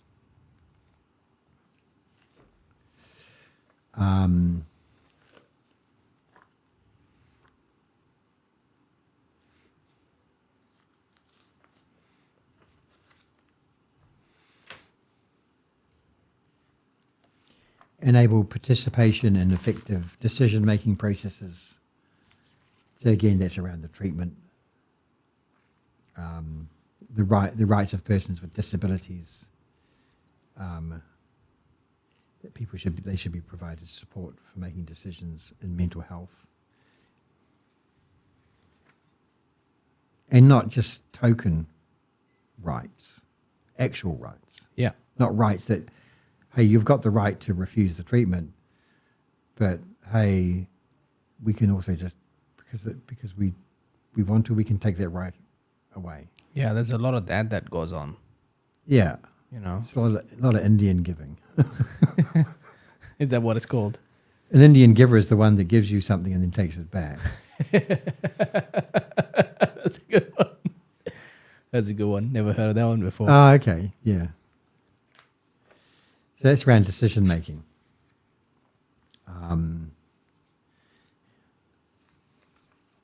Community empowerment. Empower the community, help the community to become the system as opposed to the state becoming the system. Right? How do you empower communities to look after the vulnerable, the disabled, the people that need, assistance? So these are all part of the recommendations. Like I said, they're quite enlightened recommendations. And that has to involve funding the community in many Absolutely. ways, you know. And funding initiatives coming out of the community, not some sort of top-down directives, but allowing the community to develop and come up with initiatives. That's some good stuff in there. It's great stuff. Human rights for disabilities is another one I've labelled here. And this is disabled people in care. Some of the disabled people in care were horribly treated. There's an example of the Kimberley Centre, which it was a centre for disabled people, where they're experimenting with these disabled children with LSD. What? Exactly. And some of those early LSD experiments were really bizarre. When was this happening? In the 60s and 70s. All right. Yeah. Human rights in care settings. Actual human rights and teaching human rights. And so they can, and that's one of the things is that people can't identify abuse if they're not educated in what abuse is. Yeah. I mean, that applies to everything. The moment you have a child, you have become a parent, you're like, well, what's my role?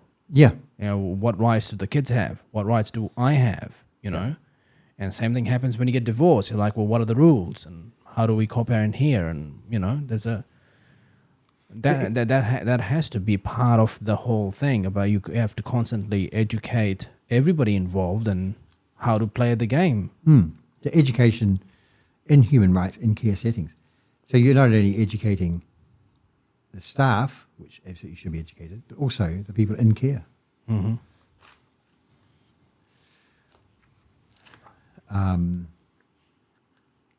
They're saying that there should be a new care system that oversees care, and so a care systems office, and later a ministry for care.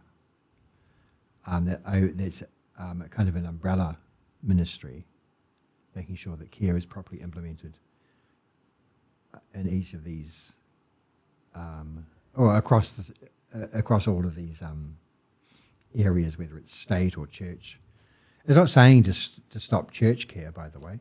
It's saying that there needs to be these new principles and a new care system that oversees these things. Outside of Ministry of Health? Yeah. Yep. And the care system adopts these care principles and has all these other things like reporting and policing and, making sure that that all becomes very transparent. Yeah. Yeah, that makes sense. You remove the care from Ministry of Children, Ministry of Health, and everything else, whether it's police. You look at, we talked about the boot camps. That today I would guess sits under Department of Corrections. There would be a police. I think that's Orangutan once again, or it could be youth justice. Right. But that has to be under this new Ministry of Care, I guess. The care office would then have oversight of anything like that. I don't think, and boot camps are notoriously wrong thinking and wrong-headed sort of approaches to youth justice and youth care, because they're just based along some disciplinary approaches. Mm-hmm. That's what they have been. And they're forgetting that these people are vulnerable people. And we live in a kind of a world of a punishment as an answer to crime, right? Mm-hmm. And no other approach. Yeah. Right? And so we know that people going into prison get punished, even just being interred for a certain period of time is a punishment, but they come out better criminals. Mm-hmm. They call that the University of Crime.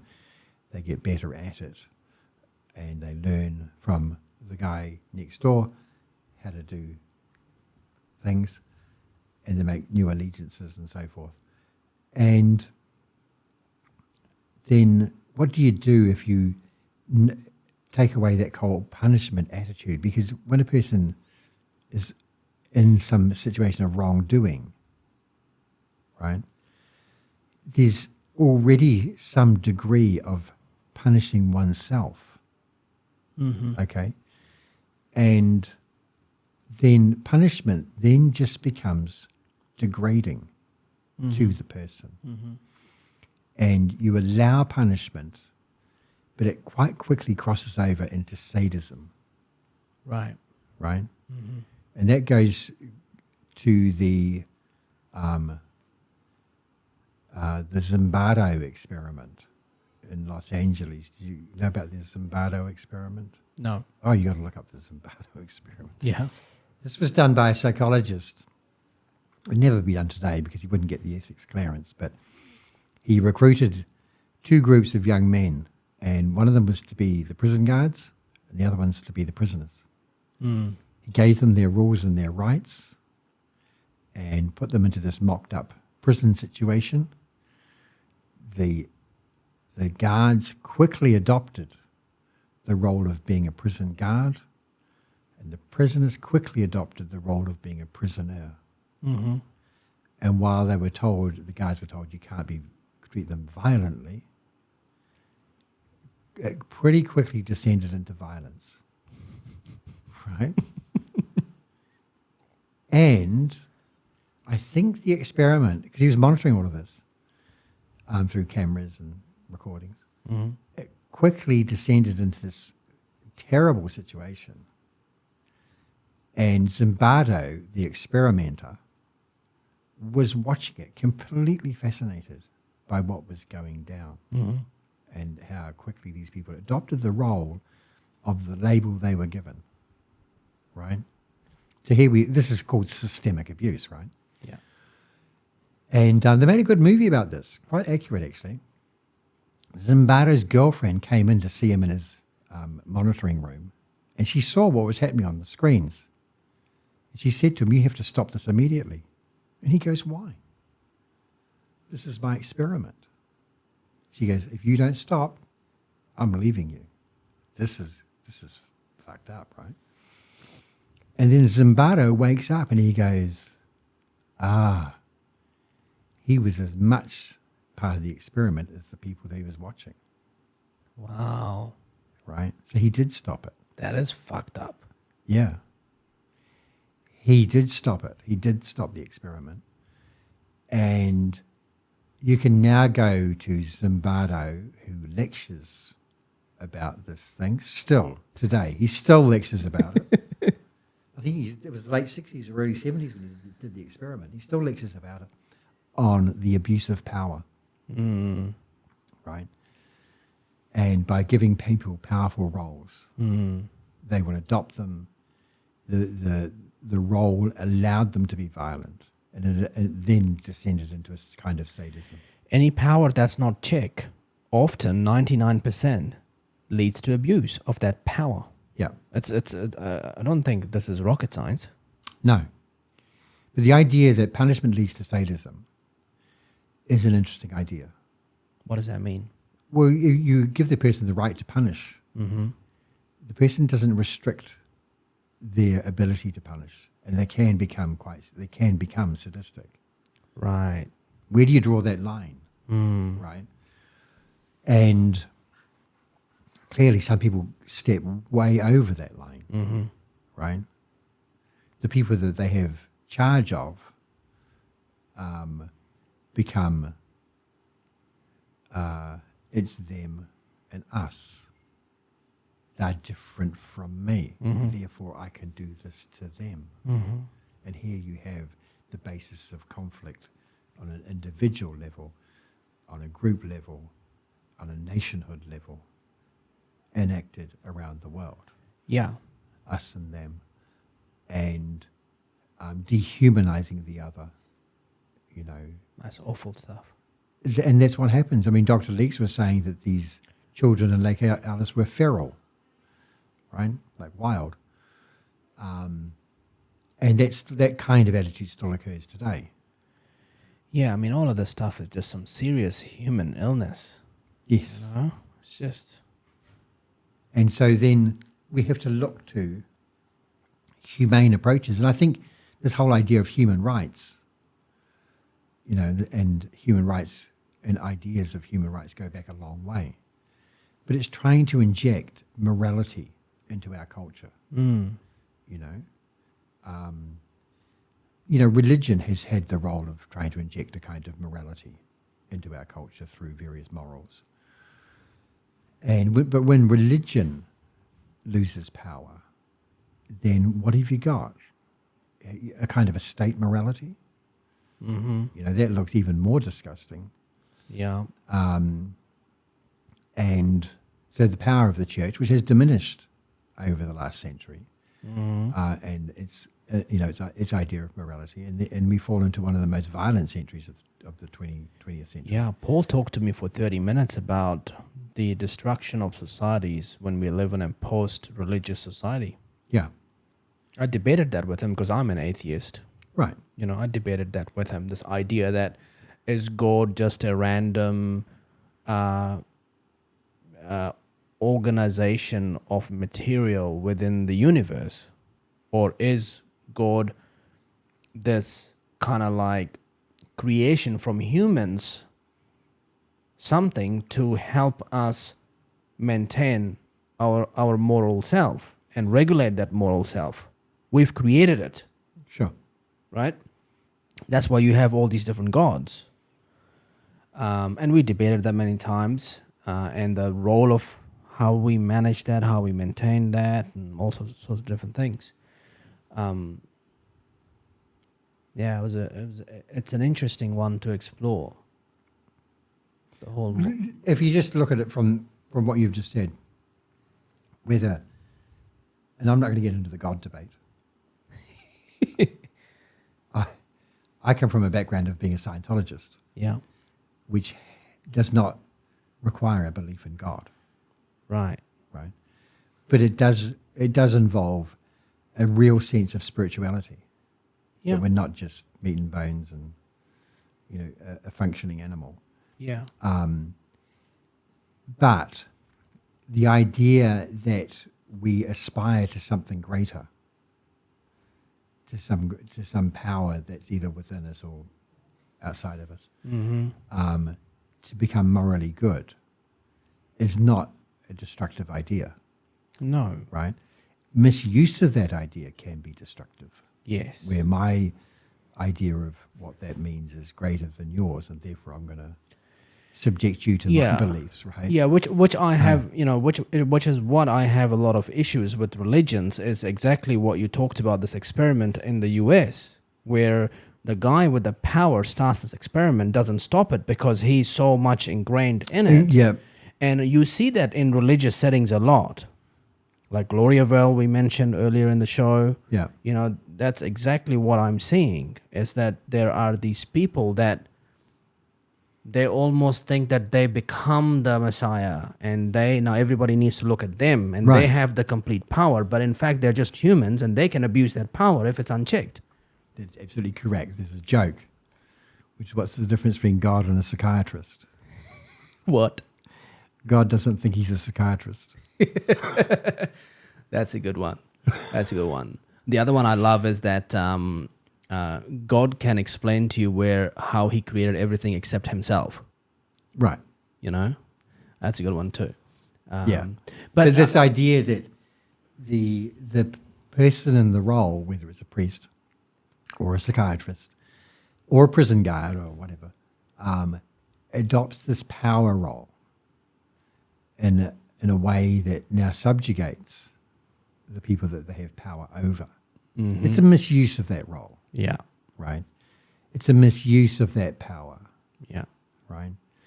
The wise person who is truly wise would be somewhat humble. They wouldn't be some kind of dominant, now you must believe. Right? And so people like the gentler approaches of religion, such as Buddhism, that asks for the inner search or this kind of thing, which is pretty much what Scientology does. Right. It looks for the spirituality within as opposed to the dominance without. And so, but bringing that back to abuse of power, and in the Zimbardo experiment, then it's this adopting the role. And I deal with mental health abuse, but we also know in some of this church abuse, which was completely disgusting, where the dominant male priest or brother or whatever, subjugating the child into some sexual role and using ideas of God and godliness as being a justification for how that person can do this to the other. Wow. Just absolutely disgusting abuse of everything that person stands for. And completely criminal. And, if there's anything wrong with religion, it was that, and it was the cover-up of that. Because it's a misuse of something that potentially could be helpful. Yeah, and every year it seems there's a battle between these priests and Hollywood celebrities in terms of who wants to get the award for being the biggest pedophile of the year. It's either P. Diddy or there's some other priest. There's always one popping up. Interestingly, some of the brothers in the St. John of God was one of the worst abuses in Maryland's in Christchurch. Right. They have quite strong links to psychiatry and the use of electric shocks. That's bizarre how this world is all connected. Yeah. And they were sending their wayward, sexually abusing priests to psychiatrists for treatment and counseling. And they were getting back from the psychiatrists that these people were now okay to go back into service with their ministries Yeah. and abuse again. Yeah. And so you had this real crossover between this priesthood and psychiatric, Yeah. messed upness. Yeah, and you hear going this on. a lot from the Labour government in the UK. It's like, well, it's actually not really these grooming gangs' fault, and we need to treat them, and we need to, it's like, how are you going to treat them? Do you going to wean them off using midgets? It's a joke. It's a joke Yeah. that I make with my satire news comedy that I write, but it's really exposing the absurdity of exactly that. You're sending abusers to psychiatrists, and then the psychiatrists who have all this power, they don't know where that line is. No. Why are they not reporting this? They couldn't see an abuser if they, fell over one, because they themselves are abusers. Exactly. Yeah. Right. Is there any good people in our care system? Yeah, of course there are. And you How do. much of our care system is bad? I can't say that percentage-wise. The unfortunate thing is that going back to the Zimbardo experiment, let's say whether that's in a youth justice facility where the staff have got this inordinate power over young people, you'll find that there's some good staff in those facilities. They want to do the right thing. But there could be like a team of bad staff in there. And even within the one facility, there could be the good and the bad. And they know that these guys are outside the realms of what they should be doing. And yet they are kind of powerless to change that. And that's messed up, Yeah. right? And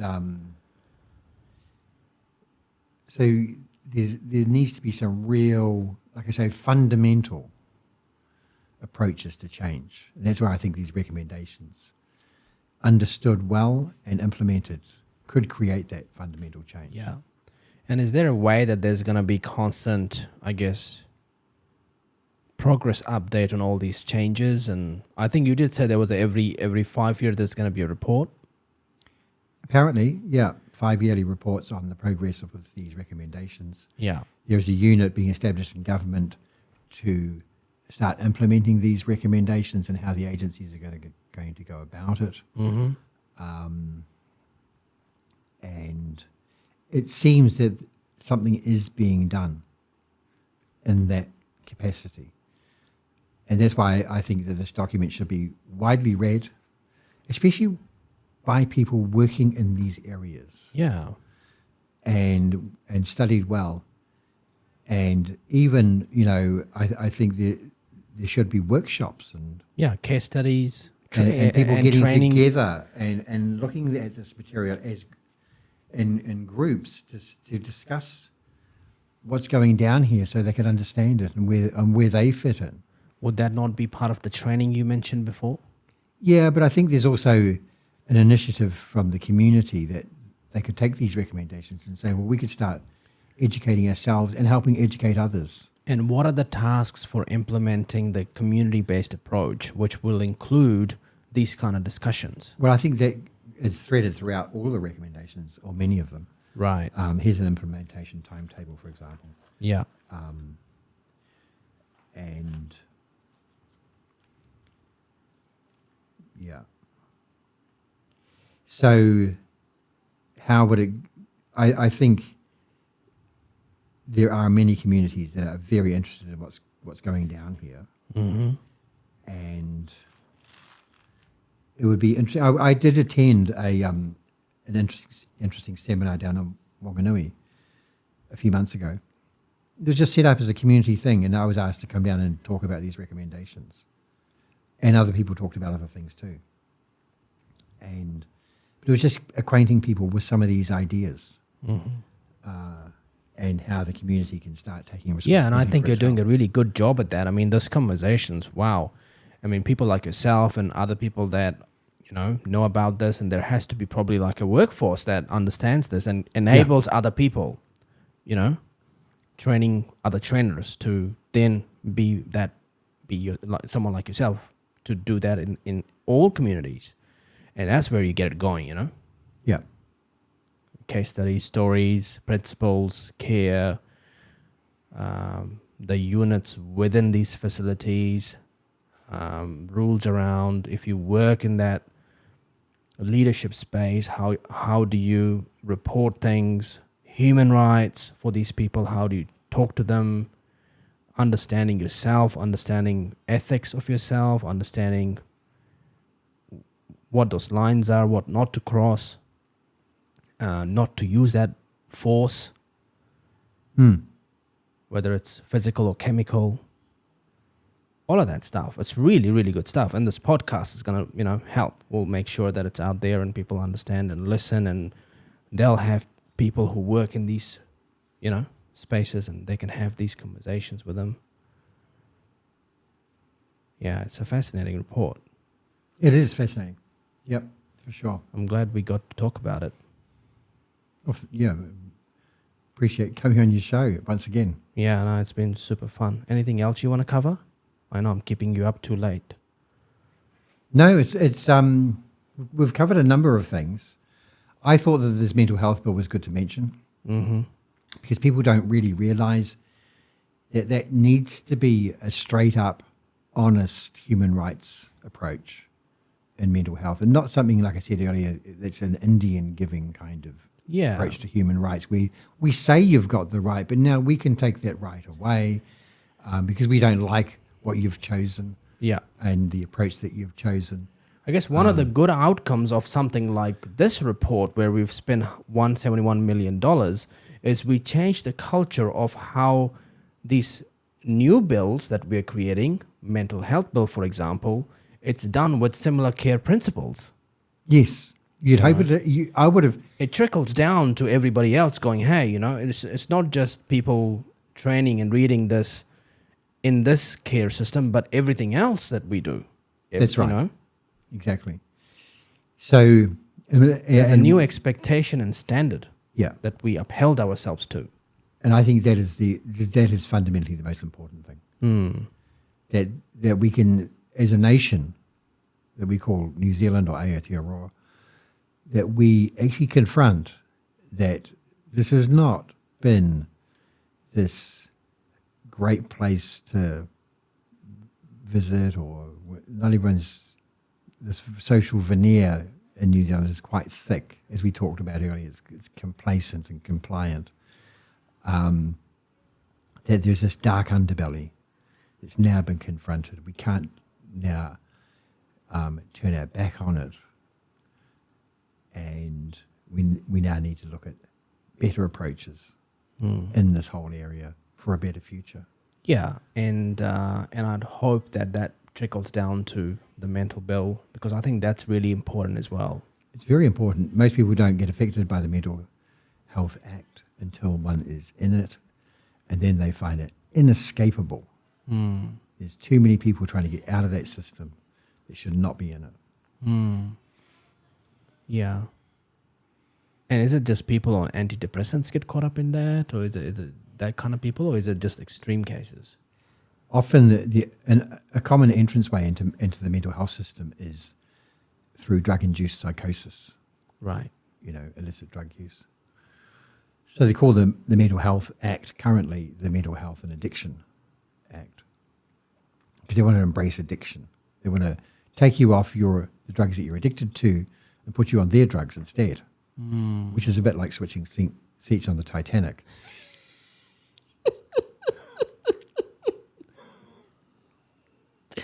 Yeah. Which way do you want to die? Do you want to tilt this way? Do you want to tilt this way? Do you want to go down this way, or you want to go up that way? Yeah, exactly. And but what they don't realize and what they don't think about is that a person can be in a psychotic state, but they're not always in a psychotic state. They can come down from that. They can even come down to being back into a rational state where they can make decisions and choose things. But the psychiatrist, and the way it's always been delivered, is that once you've had a psychotic break, you're always going to have a psychotic break, and we're always going to treat you indefinitely for the rest of your life. Yeah. Right? Yeah. You would think that the one of the goals is to try and get you out of the system, not trying to keep you in the system. Yeah. But they definitely try and keep you in the system. Yeah. That's the way it's been going. Yeah. You And know, which is all about incentives for them to keep you in the system. That's right. It's called an industry for a reason. Yeah, exactly. You know, as soon as you involve an agency to deal with something, the problem gets worse, not better. Right? And that's that deterioration of our liberty, is that the state says, well, we need to deal with this problem. We'll set up a ministry to deal with it. And lo and behold, the problem gets bigger. Right? And because you're disempowering the population and you're empowering the agency to deal with it. Every year there's new units, there's new agencies. In America, there's like so many different government agencies. Every year there's 2 new that pop up. There's more regulation, more regulation, more regulation. They just get bigger and bigger and bigger and bigger. And when you do that you're doing that at the cost of people losing their rights. Yeah. Right? It's as simple as that. Yeah. The lesser the government, the more rights the people have. The bigger the government, the less rights people have. It's a very simple logic, and it's a good measure to be aware of, you know, to where do we stand. Yeah.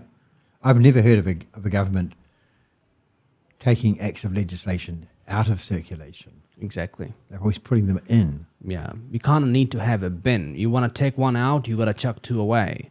Yeah. You know, and every year you got to report on how many have you got rid of. Yeah. And the new mental health bill is, with all its lipstick and gloss, is almost double the size of the old one. But fundamentally, it's still the same. Yeah. It'll be confusing for them to try and implement, I've got to say. It was actually hard work to try and read that thing. Really? And I managed to get through it. But the point is that they needed to simplify the process, not make it more complex. But again, I think a hallmark of government is, if it's going to be more complex, cost more, employ more bureaucrats, And make it worse. and come out with uncertain outcomes. Let's just say, we won't say worse, we'll just say the outcomes are uncertain. Okay. They'll go for it. We don't want to get into trouble. Fair enough. So they'll actually implement. And then there is a 3,000-page report 50 years later. Yeah. But so the governments are good at solving a problem with another problem. That's their expertise. Yeah. They got to stay in business, I guess. Yeah. So then someone has to come along and solve the side effects of the solution, which is the new problem. Yeah. It's a bit like giving a person a drug for the problem and then finding out that the drug creates a side effect, so you have to then treat that. Yeah. Yeah. That's bizarre. Yeah. The world we live in. Good stuff. Well, thanks for coming. You're very welcome. It's been fun. What's your human rights organization again? What's the name? Citizens Commission on Human Rights. Fantastic. And you are waiting to hear back from the United Nations on this report? On the redress? On the redress issue, yes. And the subcommittee for the what's called the subcommittee for the Optimum Protocol Convention Against Torture, it's a bit of a mouthful, Yeah. are coming to New Zealand this year. Are they? Yeah. So almost for sure we'll meet with them. We met with them in 2012 when they came last time, just to discuss the role of the non-government organisation in this space, and where things have been going, and what our work has been involved in to do with bringing these cases to the UN. So we'll be meeting with them this year. Yeah.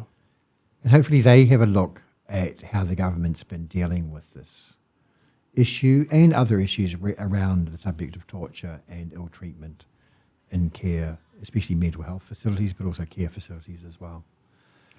Well, I think you do a fantastic job at approaching this. And if they should be hiring anybody to be involved in this, that should be you. Because you have a very incredible approach, reason, understanding the issues, how to address them, the ethics, Yeah. So Yeah. so thank you for your work. You're very Incredible. welcome. We won't accept government money because to be truly independent, you don't want. Yeah, I respect that.